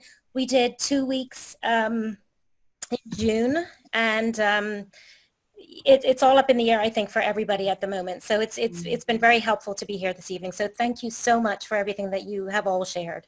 It's lovely. You're very welcome. And if you have a look on my YouTube channel, which is JoeDale100, you'll be able to watch all the recordings of all the other the TiLT webinars we've done since March. So it's hours and hours and hours. It's like 40 at least presentations that we've done, I think, plus all the ones I've been doing personally as well.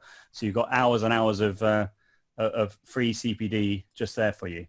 Excellent. Well. Thank you again. But we've absolutely loved the fact, I mean, it's called the Association for Language Learning, which is UK based, and we're the London branch, but this has been the excitement really as well, having everybody, all of these different nationalities here. So, and I'm going to take a picture, a little selfie now.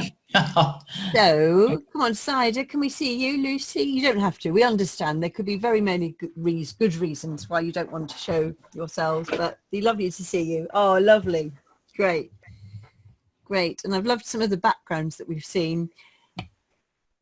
So let's start. So I'm about to do a little selfie now. Here goes. I normally do a couple because someone will close their eyes. And 1, 2, 3. That's one. And I think everybody had their eyes open. I will still take one more just in case. Even at this time of night. Even at this time of night. So 1, 2, 3. Thank you. Lovely. And there were some just lovely comments there that are in the chat. So what's going to happen is that Joe, because we're recording this. Yep. Everyone was happy, weren't they, to be recorded? I wasn't going to be, but in the end I forgot to say no. Anyway, I'm there. I don't think I didn't show any kids in it. That was what I thought was going to happen, was that I was going to show you something the children had done, but I don't think it happened in the end. Do you mean you forgot to give yourself permission to be recorded? Is that what you mean, Helen? Yes. So, but really, you know, we'll see in the chat that there were comments and there are a few little questions that we'll be able to mop up. And otherwise, I mean, Twitter, Joe Dale, he's brilliant. He just answers, don't you? We just put at Joe Dale and he's there for us. So, and just lovely to hear from people who've been coming along to the webinars and haven't necessarily spoken, had some extra. And I know that Julie, you've got some other things that you can share with us another time, which would be great. And anybody, any ideas you want to do, we can either do it through this format or have a webinar dedicated to you. So, and I'm sure we'll carry on with this, won't we, Joe?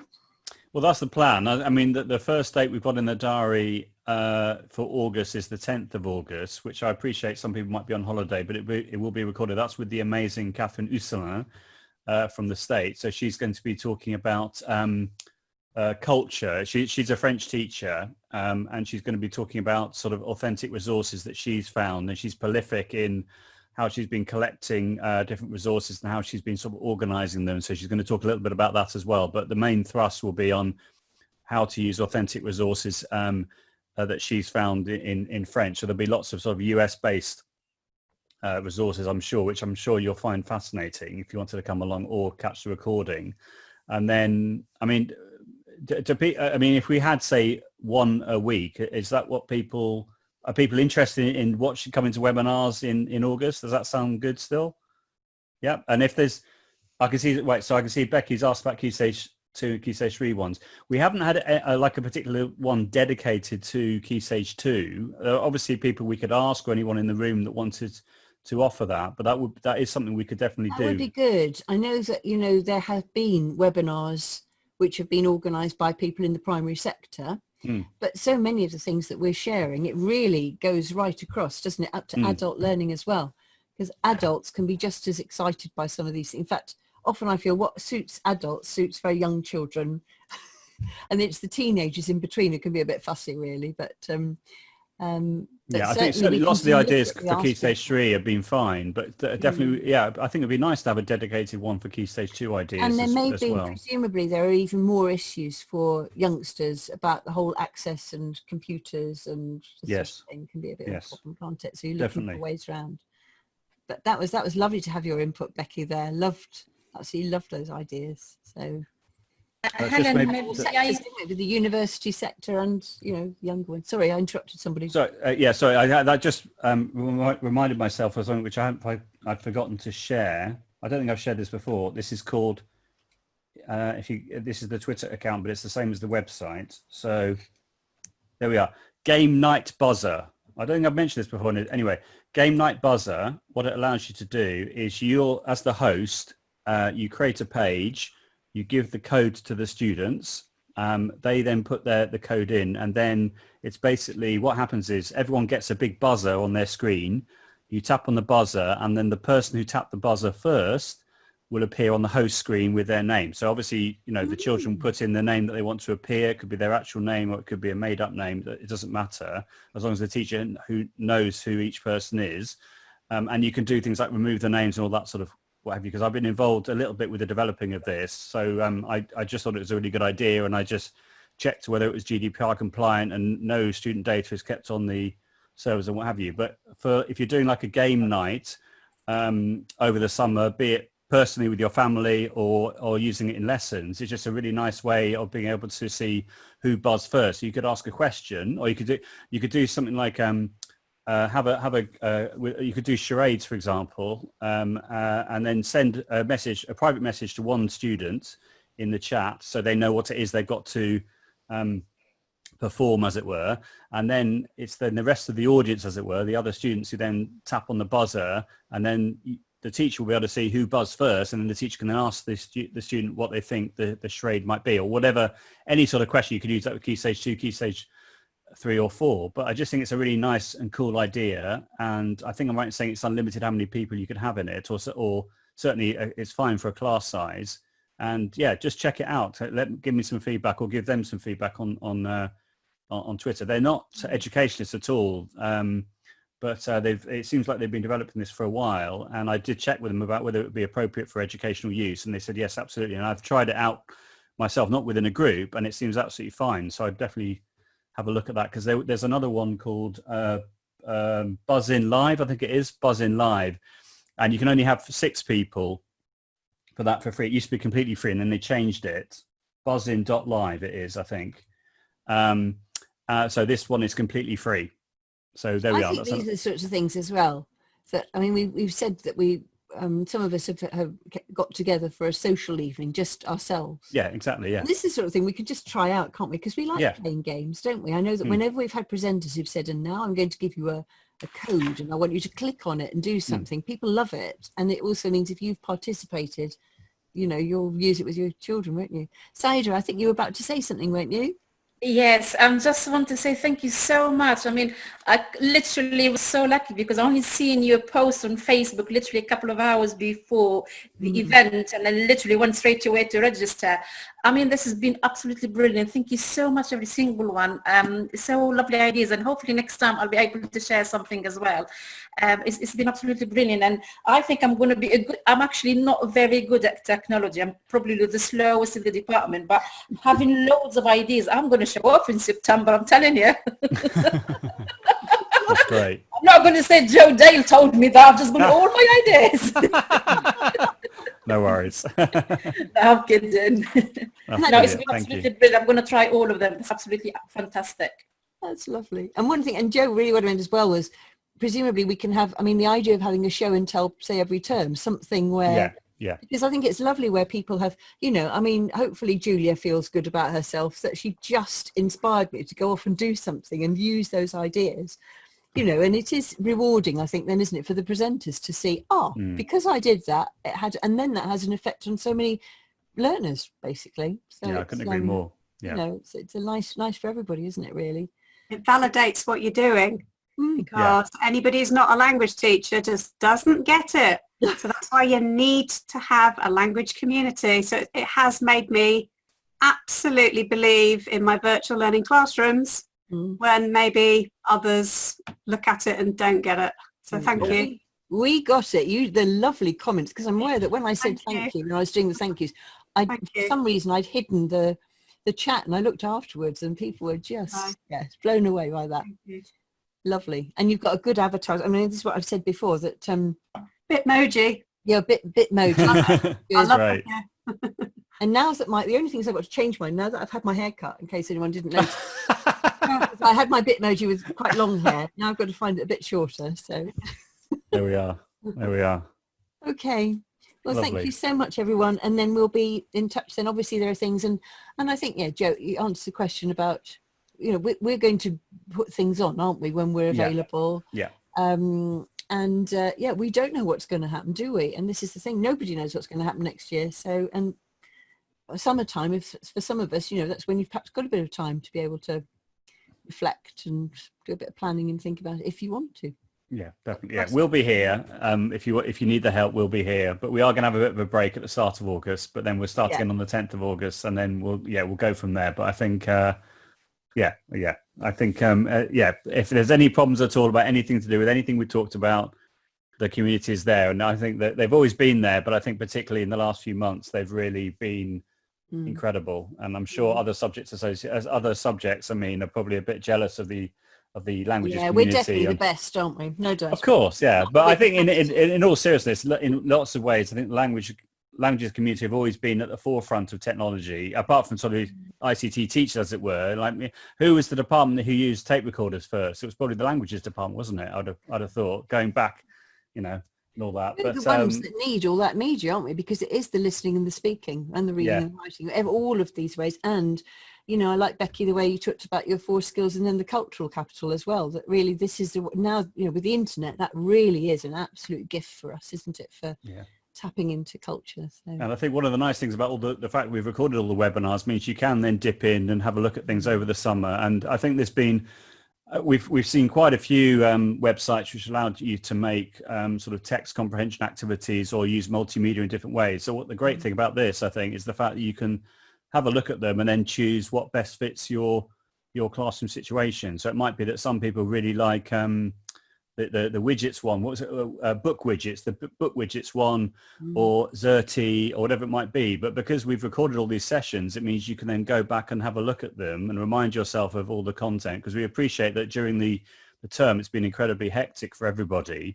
Whereas over in the August break, it means you could then watch back, make notes and what have you, and then design things based on the things which really jump at you. Be it might be that you just go for all the ones which are free, or use the freemium versions of accounts which allow you to make X number of exercises and then do other activities with other tools that we've showcased. So it's been, so you can just cancel your Netflix subscription, just go to Jodel 100.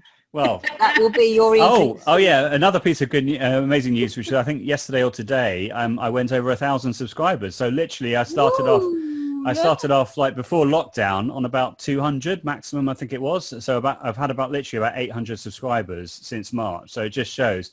And feel free to mention the channel to other people as well. It would be lovely to get more subscribers. It's always good fun. And I notice whenever I publish a new video, before I've even tweeted it, it always has a number of views, which is nice. But it all helps the community, I think, having everything in the same place. And Helen's done an amazing job on doing all the web pages after each webinar, so people can then go back and see the write-ups and the chat and the video there as well. So it's been a real team effort, I think. But before we start gushing too much, I think it's probably time to watch the BBC News and then even Match of the Day. Some of you, I don't know if you're going to watch Match of the Day, but I fancy watching a bit of Match of the Day and kicking back and all that. We'll let you off. Right. Okay. Before you go, Joe and Helen, could I just ask, will the PowerPoints used, will it be attached somewhere? Because I was talking privately to Sabine and she said she's given me her Twitter, and I don't have a Twitter account. I'm just thinking, will it be all on the website? Will it be somewhere? Well, we always say it's down to the presenters if they want to share. But if they want to share, then I know Helen is more than happy to post those resources on the site as well. Yeah, you'll understand. We never put people on the spot during something because sometimes it's something which, you know. No, I'm happy to share, and I've said that I'm quite happy to share. I put them on Twitter, but if you're not on Twitter, you don't need to be on Twitter actually to access things, I think. Yeah.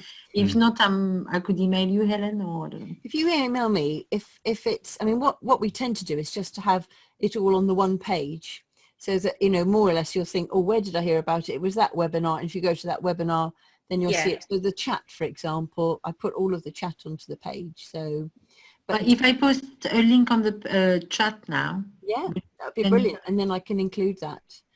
Thank you. And I'll do the same for my little. Do you know I've spent ages somewhere writing a blog post on that OneNote, and I don't know where it is.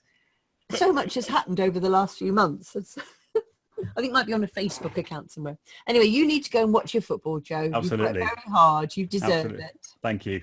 Thank you. Oh, the other exciting bit of news is next week I'm recording a couple of interviews for the podcast. So we're going to try and get the podcast back up and running. Those people that follow that, the MFL Twitterati podcast. So we're recording 2 interviews, both on Monday, back to back. One with Ludivine Legal, who I met in Australia, who is now, was in Beijing and is now living in Thailand, but still teaching remotely and dealing with all the time zones of all the international students from the school. So that's going to be fascinating. And then we have Adam Vickery as well, talking about Duolingo for schools, which is, so I'm not promising when it's going to be out, but we're recording them on Monday, and then I'll spend some time along with everything else editing them during the week. So yeah, we're trying to kickstart the MFL Twitterati podcast, because the last episode was November last year. So that's the plan, season 2, if you will. But I will go now. Honestly, I'll shut up and I'll. But first of all, you've got to tell Becky who you support. Manchester United, of course. Manchester United. Of course, I grew up in the southeast of England. Who else am I going to support? Did you not notice my Liverpool shirt?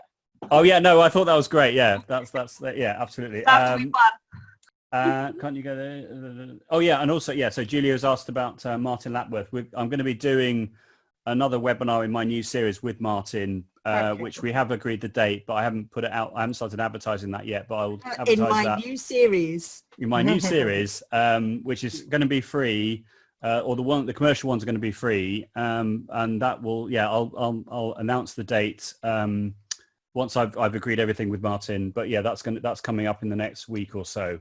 So there we are. Anyway, I am going to go. Bye for now. Right then. Bye.